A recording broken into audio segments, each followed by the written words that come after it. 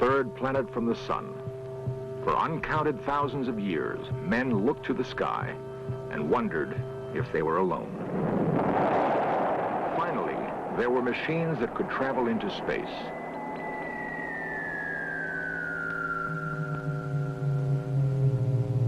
Men walked on the moon, but found no sign there of other intelligence.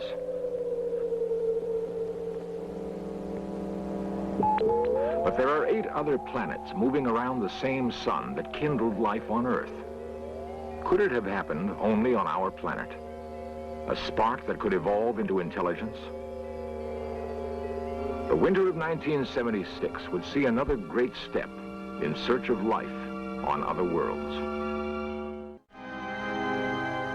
The planet nearest Earth glows redly in the night sky. What common heritage might these two worlds have?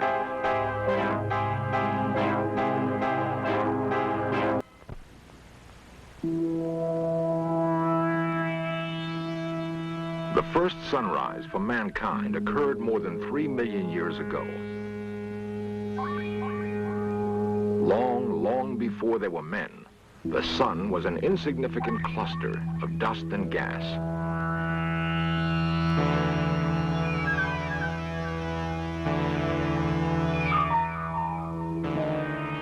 It wasn't long in the scheme of things before the gas and dust began to boil.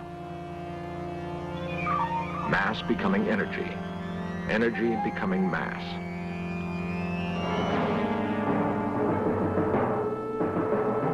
Other forces were at work as pressures built, and the infant sun was at war with itself.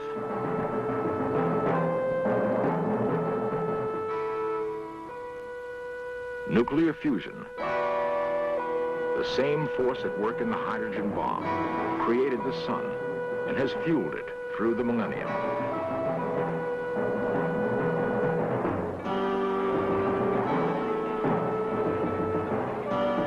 In the convulsion of birth, great mass and enormous energy must have been thrown off into space. The planets were the cinders left by this cosmic holocaust. The same process was at work throughout the universe. Uncounted stars, uncounted planets, uncounted possibilities for life.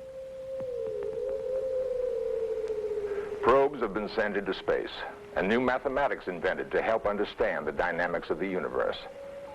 Most of what is known about space has been learned only in the latter half of this century. It would be arrogant to suppose, therefore, that we've done more than begin to ask the right questions. Of course, there's never been a shortage of answers. Before men had space probes and computers, they had imaginations. Georges Méliès was a pioneering filmmaker.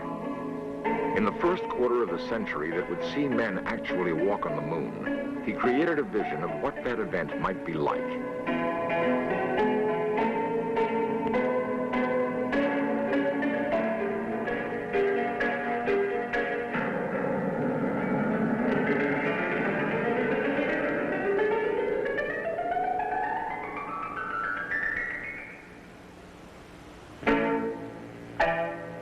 Essential to Méliès' comic view of a landing on the moon was an encounter with aliens.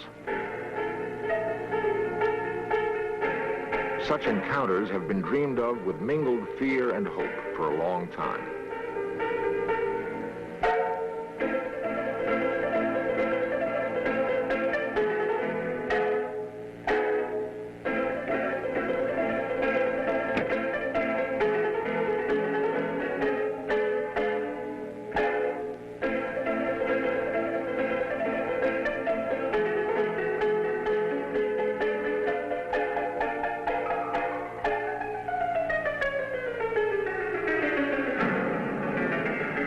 Ironically, Méliès' view of the return to Earth was not unlike a modern Apollo splashdown and recovery.